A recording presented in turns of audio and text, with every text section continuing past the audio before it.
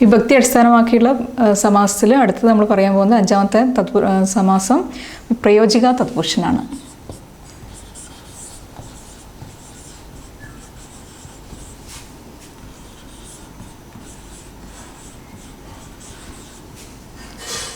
പ്രയോജിക തത്പുരുഷൻ.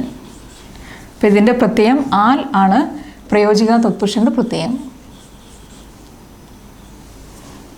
ഇപ്പം മാങ്ങാക്കറി എന്ന പദം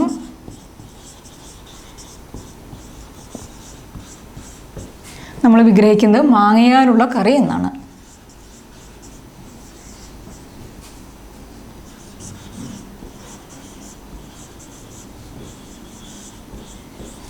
അതുപോലെ പൂമാല എന്ന പദം വിഗ്രഹിക്കുന്നത് പൂവാലുള്ള മാല.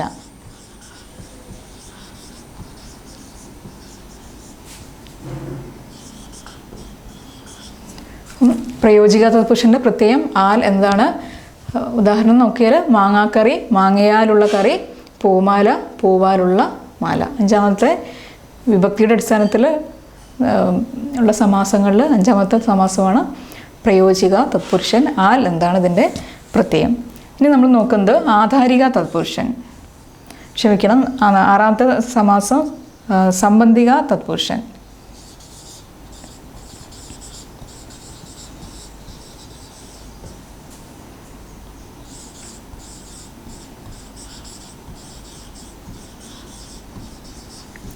സംബന്ധിക തത്പുരുഷൻ്റെ പ്രത്യയങ്ങളായിട്ട് വരുന്നത് ൻ്റെ, ഉടെ, ഇങ്ങനെ രണ്ട് പ്രത്യയങ്ങൾ സംബന്ധിക തത്പുരുഷന് വരാറുണ്ട്.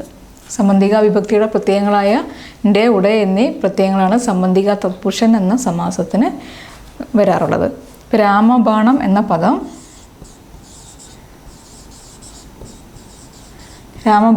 പദം നമ്മൾ വിഗ്രഹിക്കുന്നത് രാമൻ്റെ ബാണം എന്നാണ്.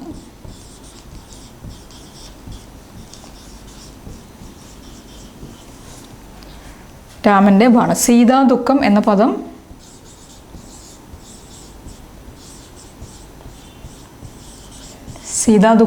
നമ്മൾ വിഗ്രഹിക്കുന്നത് സീതയുടെ ദുഃഖം എന്നാണ്.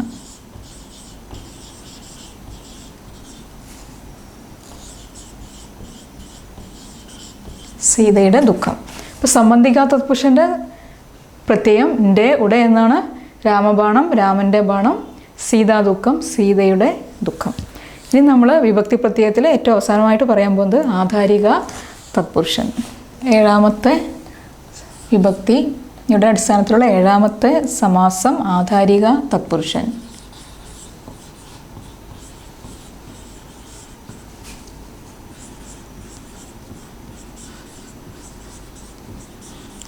ആധാരിക തത്പുരുഷൻ്റെ പ്രത്യയം എന്ന് പറയുന്നത് ഇൽ, കൽ എന്നിങ്ങനെ രണ്ട് പ്രത്യയങ്ങളാണ് നമ്മൾ ഉപയോഗിക്കുന്നത്.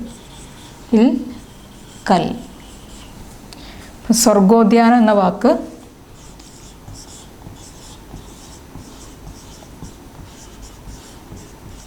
സ്വർഗോദ്യാനം എന്ന പദം നമ്മൾ വിഗ്രഹിക്കുന്നത് സ്വർഗത്തിൽ ഉള്ള ഉദ്യാനം.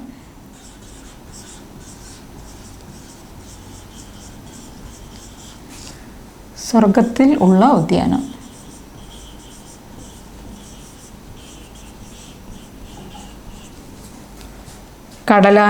കടലാന എന്ന പദം കടലിൽ ഉള്ള ആന.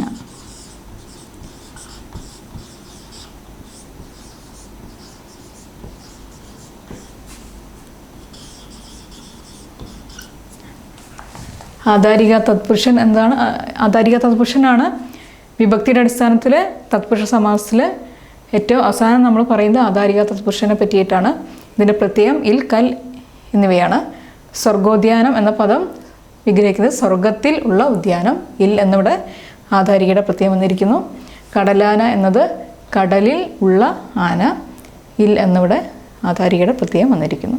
ഇനി തത്പുരുഷ സമാസത്തിൽ നമ്മളിനി അടുത്ത് പറയാൻ പോകുന്നത് ഗതി തത്പുരുഷൻ.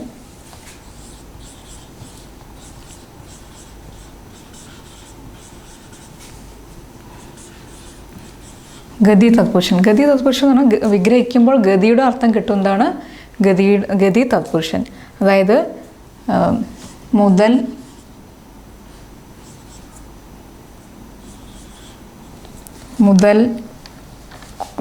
തൊട്ട്, കൊണ്ട്, പറ്റി, മുതൽ, തൊട്ട്, കൊണ്ട്, പറ്റി എന്നിങ്ങനെ ഗതിയുടെ അർത്ഥം കിട്ടുന്ന സമാസമാണ് ഗതി തത്പുരുഷ സമാസം.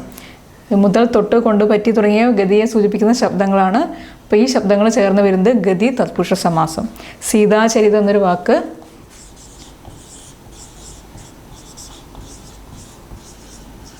സീതാചരിതം എന്ന വാക്ക് നമ്മൾ വിഗ്രഹിക്കുന്നത് സീതയെ പറ്റിയുള്ള ചരിതം എന്നാണ്.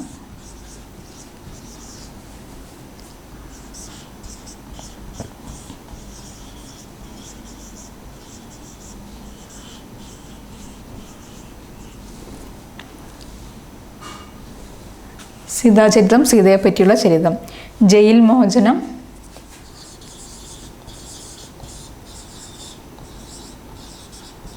ജയിൽ മോചനം എന്ന പദം വിഗ്രഹിക്കുന്നത് ജയിലിൽ നിന്നുള്ള മോചനം.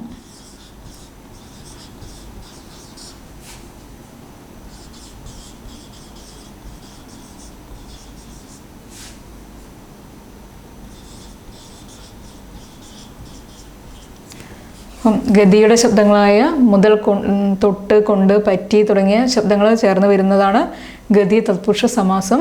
സീതാചരിതത്തിൽ പറ്റി, സീതയെ പറ്റിയുള്ള ചരിതം എന്നിങ്ങനെ പറ്റി എന്ന ഗതിയെ സൂചിപ്പിക്കുന്ന ശബ്ദം വന്നിരിക്കുന്നു. ജയിൽ മോചനത്തിൽ ജയിലിൽ നിന്നുള്ള എന്നിങ്ങനെ ഗതിയെ സൂചിപ്പിക്കുന്ന ശബ്ദം വന്നിരിക്കുന്നു. അപ്പോൾ ഇത് ഗതി തത്പുരുഷൻ എന്ന തത്പുരുഷ സമാസ വിഭാഗം ആണ് നമ്മളിപ്പോൾ കണ്ടത്. ഇനി തത്പുരുഷനിൽ നമ്മൾ പറയാൻ പോകുന്നത് രൂപക തത്പുരുഷൻ. രൂപക തത്പുരുഷൻ ആണ് നമ്മളിനി പറയുന്നത്.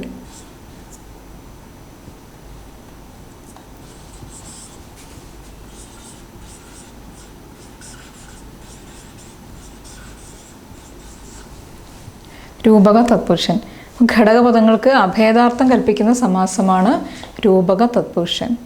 വർണ്ണ്യത്തിന് അഭേദം ചൊൽക രൂപകം എന്നാണ് രൂപകത്തിൻ്റെ ലക്ഷണം നമ്മൾ അലങ്കാരത്തിൽ പറയാറുള്ളത്. അഭേദാർത്ഥം എന്ന് പറഞ്ഞാൽ വർണ്ണിക്കുന്ന വിഷയവും അതിനെ ഇതിനോടാണ് നമ്മൾ വർണ്ണിക്കുന്നത്, അത് തമ്മിൽ വ്യത്യാസമില്ല എന്ന് പറയുന്നതാണ് രൂപക അലങ്കാരം. അപ്പം ആ അഭേദാർത്ഥം വരുന്ന സമാസമാണ് രൂപക തത്പുരുഷൻ. പടിമലർ എന്ന വാക്ക് നമ്മൾ വിഗ്രഹിക്കുന്നത് അടിയാകുന്ന മലർ എന്നാണ്.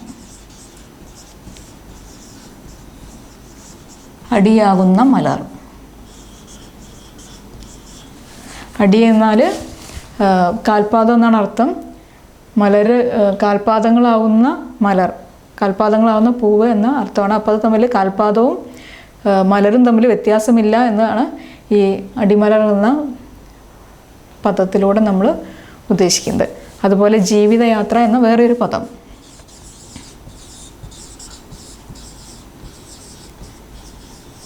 ജീവിതയാത്രയെ നമ്മൾ വിഗ്രഹിക്കുന്നത് ജീവിതമാകുന്ന യാത്ര എന്നാണ്.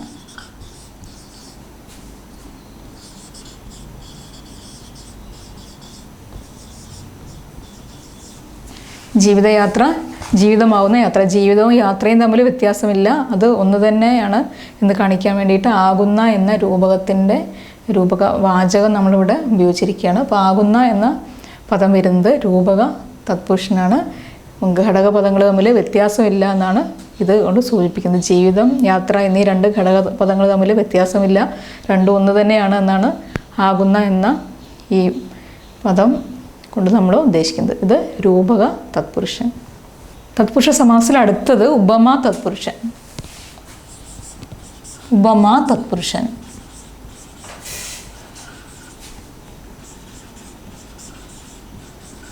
ഉപമാ തത്പുരുഷൻ പോലെ എന്ന ഉപമാവാചകം വരുന്നതാണ് ഉപമാ തത്പുരുഷൻ.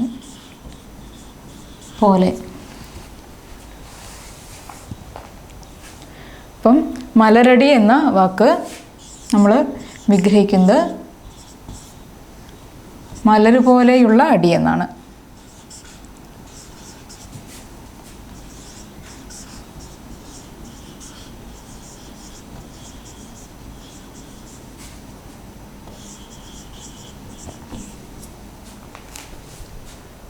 ഉപമ എന്ന് പറഞ്ഞാൽ ഉപമ എന്ന അലങ്കാരത്തിൻ്റെ പ്രത്യേകത ഒന്ന് വേറൊന്ന് പോലെയാണ് എന്ന് കാണിക്കുന്ന അലങ്കാരമാണ് ഉപമ എന്നത്. അപ്പോൾ അതിൽ ഉപയോഗിക്കുന്ന വാചകം ഉപമാവാചകം പോലെ എന്നതാണ്.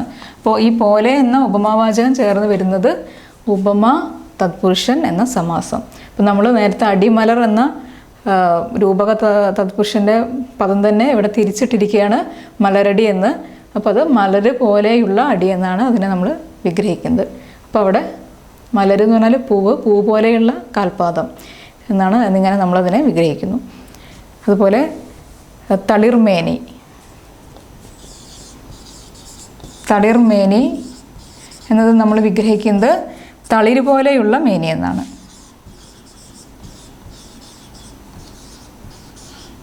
തളിർമേനി എന്ന പദം വിഗ്രഹിക്കുന്നത് തളിര് പോലെയുള്ള മേനി.